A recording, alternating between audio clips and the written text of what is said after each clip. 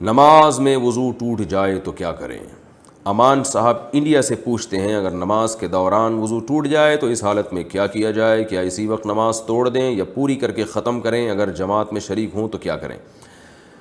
دیکھیے، نماز کے دوران اگر کسی کا وضو ٹوٹ جائے ہوا خارج ہونے سے یا پیشاب کا قطرہ نکلنے سے، تو اس کے لیے جائز ہے، چاہے امام ہو یا مقتدی ہو یا اکیلے نماز پڑھ رہا ہو، اس کے لیے جائز ہے کہ فوراً اسی وقت جائے، بغیر توقف کے ٹھہرے، یعنی ٹھہرے بغیر جائے، کسی سے بات چیت نہ کرے اور وضو کرے، مکمل وضو کرے، اور پھر اسی طرح واپس آئے، جہاں کھڑا تھا نماز جہاں سے چھوڑی تھی وہیں سے شروع کر دے۔ یہ جائز ہے امام کے لیے بھی اور مقتدی کے لیے بھی، لیکن اس میں بہت ساری شرطیں ہیں، وہ ذرا سی بھی اس کی مخالفت ہو گئی تو نماز، کیونکہ اس بارے میں جو حدیث ہے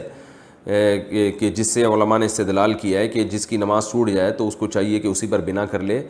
یہ حدیث خلاف قیاس ہے، اور خلاف قیاس میں یہ ہوتا ہے کہ پھر وہ تمام شرطوں کی رعایت کرنی پڑتی ہے، اور وہ عام طور پہ شرطوں کی لوگ رعایت کرتے نہیں ہیں، اور جمہور کا یہی مذہب ہے کہ نماز اس کو دوبارہ پڑھنی پڑے گی۔ صرف فقہ حنفی میں اس کی اجازت ہے کہ آپ وہیں سے نماز آگے شروع کر سکتے ہیں اس حدیث کی وجہ سے۔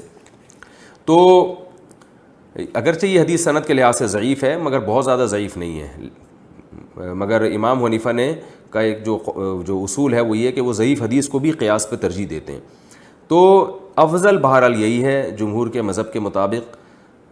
افضل میں کوئی یعنی دو رائے نہیں ہو سکتی کہ آپ نماز دوبارہ سے پڑھ لیں تو زیادہ بہتر ہے۔ اگر نماز کے دوران کسی کا وضو ٹوٹ گیا ہوا نکلنے سے یا پیشاب وغیرہ کا قطرہ نکلنے سے،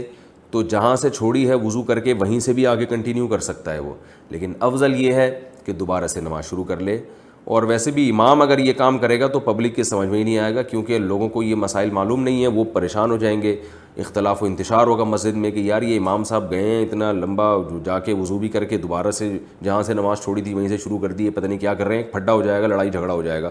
میں نے ایک جگہ نماز پڑھائی،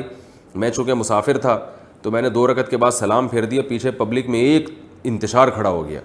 ان کو یہ پتہ ہی نہیں تھا کہ امام 2 رکعت کے بعد سلام پھیر دیتا ہے اور مقتدی اپنی بقیہ 2 رکعتیں مکمل کرتے ہیں۔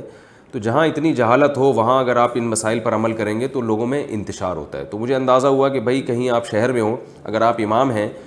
آپ مسافر ہیں، تو آپ نماز نہ پڑھائیں، کسی مقیم کو آگے کر دیں، وہ پڑھا دیں تاکہ لوگوں میں انتشار پیدا نہ ہو۔ ہاں پہلے سے آپ نے مسئلہ لوگوں کو اچھی طرح بتا دیا پھر آپ پڑھائیں تو ٹھیک ہے۔ تو خلاصہ یہ نکلا کہ نماز کے دوران وضو ٹوٹ جائے، آپ بہتر ہے دوبارہ سے نماز پڑھ لیں، یہ زیادہ اچھا ہے۔